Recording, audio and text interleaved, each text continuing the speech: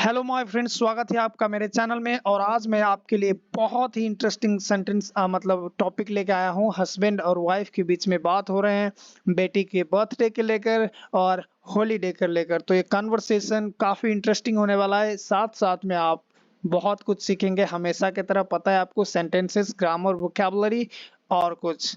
ठीक है फ्रेंड, आपसे एक रिक्वेस्ट है, प्लीज वीडियो को लाइक कर दीजिएगा पसंद आए तो, और ना पसंद आए तो मुझे बता सकते हैं आप कमेंट में कि क्यों आपको पसंद नहीं आया। मैं कंटेंट को इम्प्रूव करने की कोशिश करूंगा, ठीक है। बट प्लीज एक लाइक कर दीजिएगा यार, बिना लाइक के तो आप जाना है मत प्लीज, क्योंकि लाइक करने से मेरा वीडियो को थोड़ा सा है बूस्ट मिलता है, और बूस्ट मिलता है तो मुझे बहुत ही अच्छा लगता है, क्योंकि मैं ज़्यादा लोगों को हेल्प कर पाता हूँ। ठीक है, तो आज मैं ज़्यादा देर नहीं करूंगा। चलिए सबसे पहले शुरू करते हैं, हम सिस्टम टेस्ट कर लेते हैं। हाँ, राहुल एंड ऐशु के बीच में आज बात है। ठीक है, राहुल हस्बैंड, ऐशु वाइफ, और रितिका जो है उनकी बेटी है। तो चलिए शुरू करते हैं। ऐशु ने बोला राहुल तुम्हें कुछ याद है, ये क्वेश्चन है। ठीक है, Rahul do you remember something. Rahul do you remember something. Rahul तुम्हें कुछ याद है। डू यू रिमेम्बर मतलब क्या तुम्हें कुछ याद है, समथिंग मतलब कुछ। ठीक है, आज 10 मार्च है और रितिका का जन्मदिन है, उसने बोला। ठीक है, it's 10th March today and it is रितिका's बर्थडे। ठीक है, उसने बोला कि देखिए आज 10 मार्च है, इट्स 10th मार्च। आप ऐसे भी बोल सकते हैं इट्स 10th मार्च टुडे, या ऐसे भी बोल सकते हैं आप it's 10th of March today. ठीक है, 10th ऑफ मार्च दोनों सही है, लेकिन स्पोकन इंग्लिश में ये ज्यादा कॉमन है, it's 10th March today and और इट इज रितिका's बर्थडे। ये रितिका का बर्थडे। यहाँ पे अपोस्ट्रोफी और एस जो लगा है, यहाँ पे अपोस्ट्रोफी और एस जो लगा है, ये किस लिए लगा है, क्योंकि ये पॉजिटिव है। किसका बर्थडे है, रितिका का। तो ठीक है, रितिका's बर्थडे। तुम किस प्रकार के आदमी हो, तुम्हें अपनी बेटी का जन्मदिन भी याद नहीं है, ऐसु ने बोला राहुल को। ठीक है, अपने हस्बैंड को। what kind of man are you, you don't remember even your daughter's birthday। ठीक है, मैं आपको एक बात समझाने की कोशिश करता हूँ। what kind of man are you, इसका मतलब होता है कि तुम किस किस्म के आदमी हो। ठीक है, या किस किस्म के इंसान हो बोलना है आपको, तो आप बोलेंगे person. what kind of person you are, किस किस्म के इंसान हो, व्यक्ति हो। ठीक है, what kind of person are you, तुम किस किस्म के इंसान हो। यू डोंट रिमेम्बर, तुम्हें याद नहीं है। Even your daughter's birthday, even your daughter's birthday, तुम्हें अपनी बेटी का बर्थडे भी याद नहीं है, जन्मदिन याद नहीं।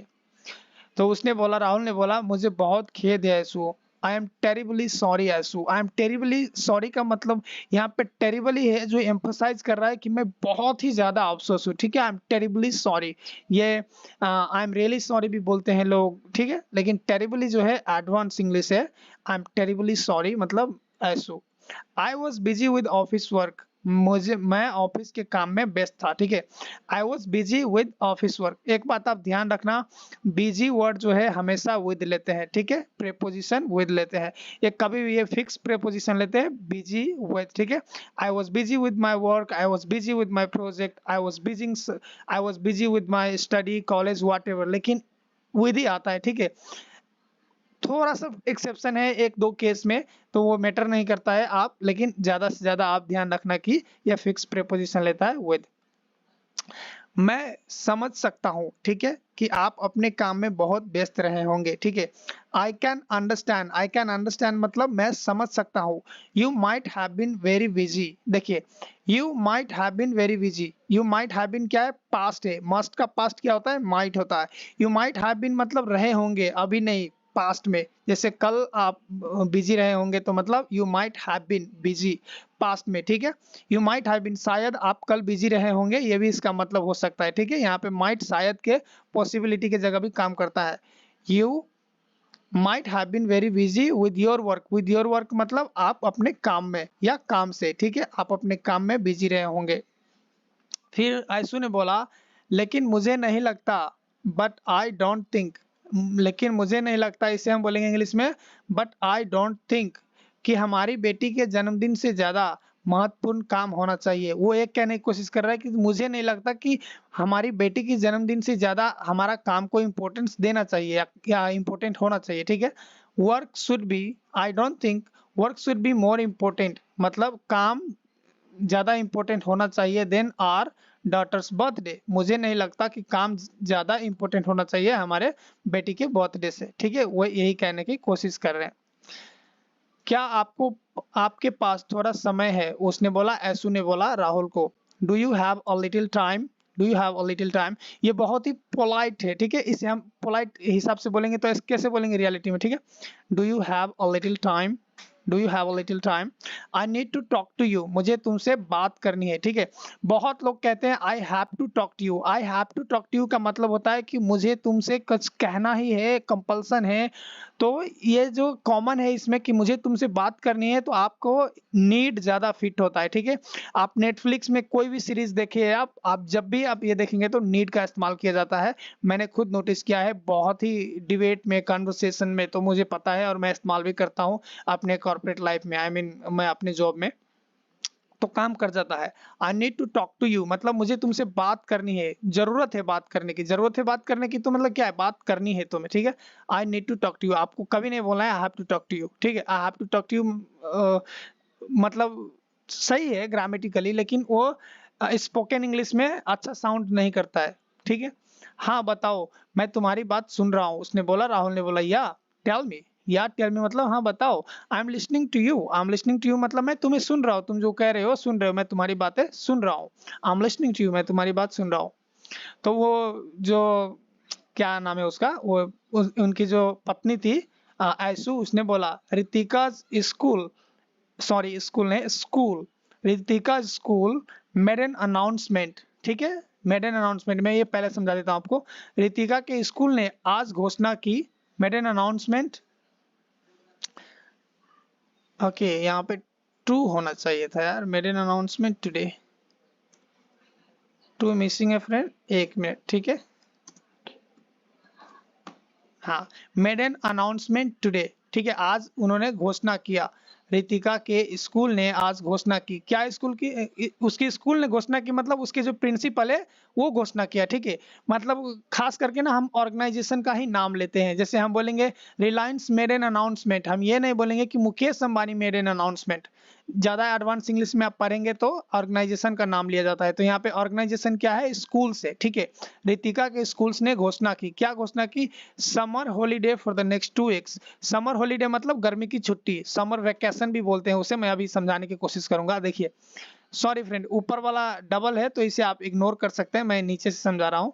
रितिका स्कूल मेड, ठीक है, announcement, N announcement today, Ritika के स्कूल ने आज अनाउंसमेंट किया, अगले 2 हफ्ते के लिए गर्मी की छुट्टी है, समर हॉलीडे या summer vacation for the next 2 weeks. मतलब रितिका के स्कूल ने अनाउंसमेंट किया, क्या किया, समर हॉलीडे, गर्मी छुट्टी या गर्मी vacation for the next 2 weeks. एक बात आप ध्यान रखना, हॉलीडे जो होता है वो शॉर्ट पीरियड के लिए होता है, 1 दिन 2 दिन 3 दिन के लिए, लेकिन वैकेशन जो होता है खास करके लंबे समय के लिए होते हैं। लेकिन ये इंटरचेंजेबल है, मतलब इंटरचेंजेबल का मतलब एक जगह के, एक हॉलीडे के जगह वैकेशन, वैकेशन के जगह हॉलीडे आप इस्तेमाल कर सकते हैं। क्यों, क्योंकि ये जो है ब्रिटिश है हॉलीडे, और ये अमेरिकन जो है वैकेशन जो है अमेरिकन है, दोनों इस्तेमाल कर सकते हैं। लेकिन वैकेशन जो होते हैं खास लंबे समय के लिए होते हैं, तो आपके ऊपर डिपेंड करता है कि आप क्या यूज करते हैं, दोनों यूज कर सकते हैं, उसमें कोई प्रॉब्लम नहीं है, ठीक है। तो उसने बोला फॉर द नेक्स्ट 2 वीक्स, अगले अगले 2 हफ्ते के लिए। तो फिर उसकी वाइफ ने बोली, ठीक है, आयशू ने बोला, क्या तुम्हें नहीं लगता कि बहुत समय हो गया है, don't you think it's been a long time, don't you think मतलब क्या तुम्हें नहीं लगता, it's been a long time, यहाँ पे क्वेश्चन मार्क होना चाहिए था, ये फुल स्टॉप क्यों है भाई, ये तो सवाल है, ठीक है, सॉरी फ्रेंड। हाँ, तो डोंट यू थिंक, तुम्हें नहीं लगता, it's been a long time कि लंबा समय हो गया है। तो उसने बोला क्या मतलब है तुम्हारा, व्हाट डू यू मीन, वो समझा नहीं, राहुल जो थे वो समझे नहीं, तो क्या मतलब है तुम्हारा, व्हाट डू यू मीन, आपको अगर लंबा बोलना है इसे तो आप ऐसे बोल, what do you mean by it's been a long time, इसका मतलब क्या है कि बहुत समय हो गया, ठीक है। लेकिन व्हाट डू यू मीन से ही पता चलता है। मैं बस आपके साथ छुट्टी पर जाना और अच्छा समय बिताने के बारे में सोच, छुट्टी पे जाने और अच्छे समय बिताने के बारे में सोच रहा था, ठीक है। I was just thinking of going away and have a good time with you, ठीक है। I was just thinking of मतलब मैं बस सोच ही रहा था, क्या सोच रहा था, गोइंग अवे।